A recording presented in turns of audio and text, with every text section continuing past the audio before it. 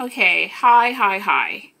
This is the food that I purchased at Jay's barbecue spot. I believe it's either in Hagerstown or Williamsport. Anyway, it's on Highway 11 and it's a new establishment. It's a little roadside place. This is the barbecue. They actually have pulled pork. I like North Carolina and Texas style. I like everybody else's barbecue other than Maryland. I just don't like pulled. I like mine diced and chopped. And I do not like a lot of fat. I do not like fat at all in my barbecue. And the only place that I get super great, fantastic, awesome, the best around barbecue is at a place called White Swan Barbecue, and that is in their main location. Their first location is in Smithfield, North Carolina. And there's also a place called Wilson Barbecue. I haven't been there in a long time, so I don't know if Wilson is still open, but I believe it is. And but White Swan is a family business. Their barbecue is absolutely amazing, okay? Now, I will tell you this.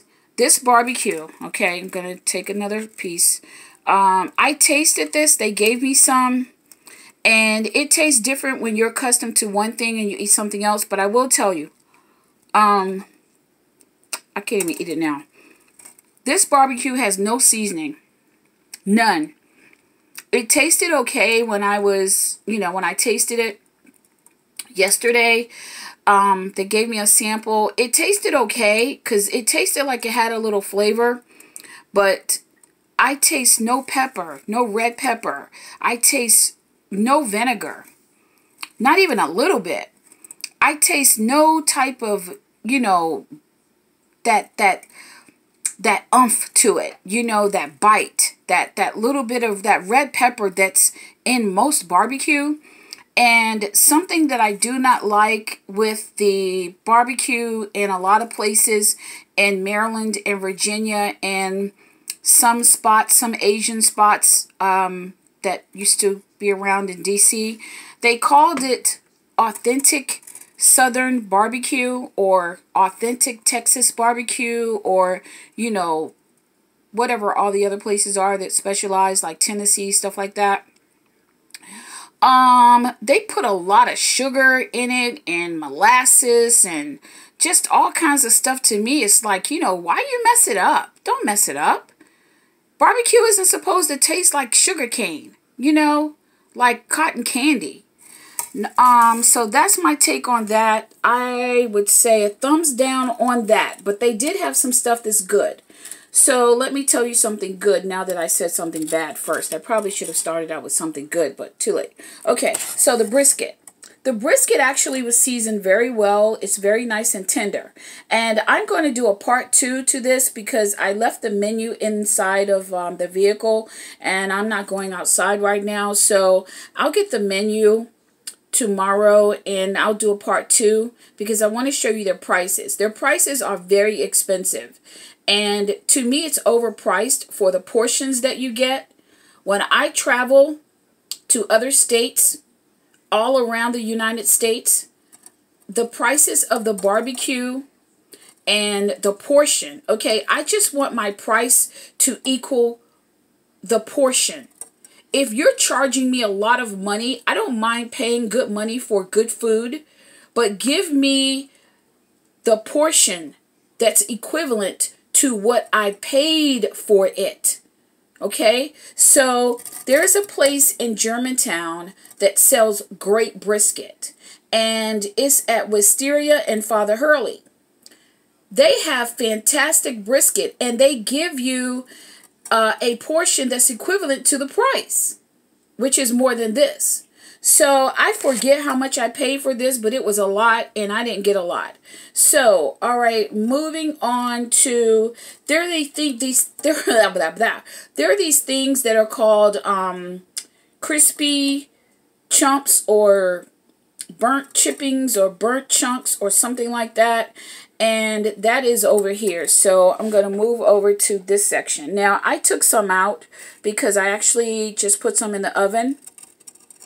So there was more than this. So that empty spot of the tray, the empty spot, that was actually chunks of meat there. So what he said was, in making this, they maybe they season the meat and all that good stuff, and then they put it in the cooker for 13 to 15 hours, and then they take it out, and then they cut off the sides or corners or whatever, and then they season it again or something, and then they put it back in the cooker for another 6 hours.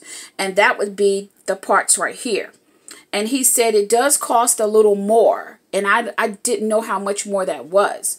But the sample that they gave me tasted really, really good because I like the sauce. I like the barbecue sauce that they used.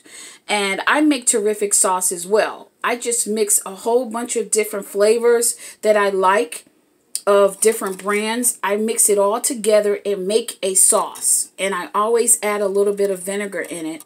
And so that's how I make my sauces. So it tasted very familiar, this sauce. It tasted like something that I've had before. So it's probably something that they mix out of a jar of something else. And, you know, they're not going to probably tell you that, but it's something that I've tasted before, and it's very common. It's, you know, very easy. It has honey in it. It's, of course, barbecue sauce with honey in it, and it has a few other flavors. I have a bunch downstairs in my pantry. I can do a video of different sauces, and it's right downstairs in my pantry. And you can buy it from the store, and then you mix all the different flavors, and you can make a fantastic sauce. It's really easy. So, now moving over to the half rack of ribs. I took a little less than half out of this piece of aluminum foil, and it was actually the smallest rack of ribs I have ever had, well, half rack. But anyway, that's how they sell their stuff. So let me show you the other part. It was actually in the oven. I poured sauce on it, so let me get over there.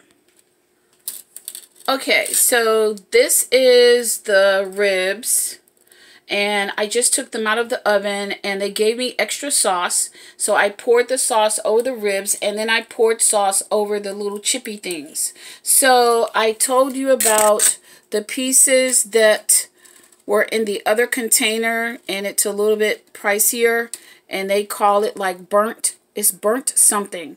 And I poured a lot of sauce on that because it really tastes good. So those are the thumbs up and 1 thumbs down with their barbecue. And I'm really disappointed because I totally raved about how good it was when I first tasted it, but what they gave me was just so unseasoned. It's ridiculous. I gotta doctor this up. I gotta put pepper in it, vinegar, and some other seasonings and spices to fix it up so that I can eat it, because I can't eat it like this. And this is not the ribs. Okay, it will be the barbecue that I doctor up here. So vinegar, red pepper, and that's not cayenne. That's loose red pepper and vinegar. And I may add a smidgen of, I don't know. It's a couple of things I can add in. I'm just going to grab some spices and try to make it taste like as close to White Swan's barbecue as I can possibly get it. Because every time I eat barbecue, I have the taste in my head. My palate wants it to be White Swan's flavor, and I want it to be good. And the first mouthful that I got from the sample, I had a little piece of meat, and then I had fat, and I was standing right in front of them, so I couldn't really say, hey, you know, I just got a whole mouthful of fat. But I just wish that they would take more time and pull out the fat, okay? I'm just not one of those people that like to eat a whole bunch of fat meat in my barbecue because I'm not accustomed to it. And this has been, I'm almost 60 years old. I have been eating barbecue off and on since I've been born. So I know good food when I taste good food. And, you know, it just wasn't, if I could give them from 1 to 10 on their barbecue, I would say it tastes fresh, so I have to give them a point for freshness. And it wasn't raw, so I have to give them a point for that. So far we're up to 2. Okay, I'll give them another point for being nice and polite. So that's 3. I guess I could give them a 5, a 4.5. I'll give them a 4.5 on their barbecue. Definitely a 4.5.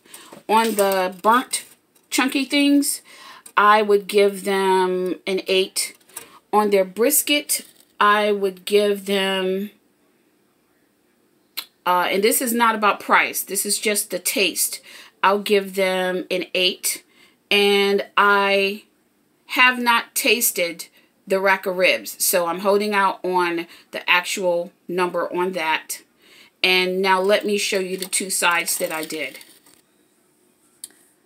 Okay. Those are collard greens. Now, I want to show you the cup. Okay, can you see? I don't know if you can tell the size of the cup, but that's just a normal size drinking cup.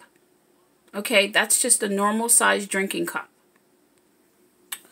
All right, so I tasted the collard greens when I arrived home, and I was very disappointed, extremely disappointed. I didn't taste them while I was there. Okay, so I had to set the alarm so that you're going to hear that in the background. I did not taste them while I was there, and I am so disappointed. You guys were really, really nice and very friendly, but they're just not the quality of collard greens that I am accustomed to. I really think you tried to do too much. You definitely cooked them too long. They are mushy. They're way overcooked. They were overcooked, I don't know what, an hour over. They are mushy. They are too sweet. It tastes like 10 pounds of sugar has been placed in there. What is it, molasses or something? I don't know, but it's way too sweet. And then also salty. So you can actually taste the salt and you can actually taste the sweetness. It's too much salt and too much sugar. It's just doing too much. And you can't taste the flavor of the green. When you cook collard greens and you sell collard greens at a restaurant, the customer should be able to taste the flavor of the vegetable and not a whole bunch of fancy doodaddiness, because it's just way too much. Just way too much. And the meat pieces that you have in the collard green is too much. Okay, people are buying the meat. The meat comes separately. I don't want all of that stuff in my collard green. Just sell me collard greens with some flavor. And that's it. We don't need all that other stuff. It's just way too much. This guy told me that they're just starting out, and you know, he's been meeting other people and getting other ideas and stuff like this. I think that he's trying different things and just trying to see what's going to work eventually. And maybe, you know, if people are truthful and honest with you, like your friends and family, then maybe you can figure out a recipe that actually works, and it works for everybody. And of course, nothing is ever going to be perfect for everyone, but when you're cooking mushy vegetables and you charge a lot of money for this stuff, if I'm not mistaken, I think he told me the collard greens are $7. And I'm actually going to take this cup back.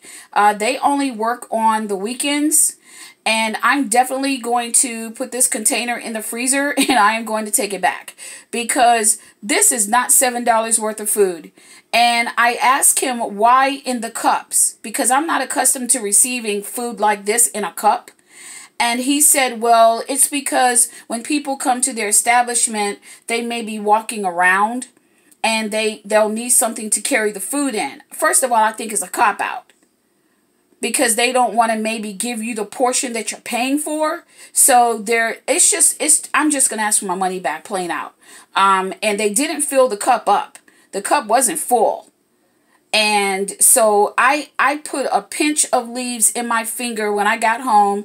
I pinched a little like gathering of leaves and I tasted it. I didn't like it. I put the thing back on it and I put it in the fridge. So I don't eat food and then say, oh, I didn't like it, I want my money back. This truly sucked. So the coleslaw. I am a fanatic about good coleslaw. Do you guys remember back in the day when you could buy food from another place and you would always go to Kentucky Fried Chicken to get their coleslaw? Because Kentucky Fried Chicken at one point, they had the best coleslaw in the United States. Kentucky Fried Chicken used to have the best coleslaw in the entire United States. And every time we went anywhere, on the weekend, on Friday or Saturday, usually maybe twice or 3 times per month, we could do like carry out. That was our treat. That was my treat on Fridays or Saturdays sometimes. And I always wanted a street dog or a hamburger or something from not McDonald's, but from an actual place that specialized in burgers and hot dogs and street dogs. So I would get that at that establishment, and then we had to drive to Kentucky Fried Chicken. I believe it was on Bladensburg Road, and we would go to Northeast Bladensburg Road down the street from our house, and they would take me to Kentucky Fried so I could get coleslaw. And then whenever we went to visit people in the South, they would always come back with pints and pints of barbecue and they would put it in the freezer. And coleslaw doesn't last that long. If you purchase coleslaw, it only lasts, any longer than 3 days, you got to toss it. We never kept coleslaw longer than 3 days. I didn't really like coleslaw longer than 2 days because it just changes the flavor. And so once you run out of coleslaw, you don't have coleslaw to go with your barbecue that you purchase from South. So whenever my grandmother or my mom or my granddad, my uncle would unthaw barbecue and, they would cook it, he reheated in a skillet, we needed coleslaw. So somebody would always make the run, and of course I would go along to go to Kentucky Fried to grab a whole bunch of coleslaw. So getting to Jay's coleslaw, after saying all that, this coleslaw was absolutely fresh. So this would be a thumbs up. It's fresh and it's called, I believe, honey slaw. Ha ha ha. So it's called honey slaw. And he said that they put honey in it. This coleslaw was so good and so fresh. So it would be a thumbs down, totally thumbs down for the greens, and it would be a thumbs up.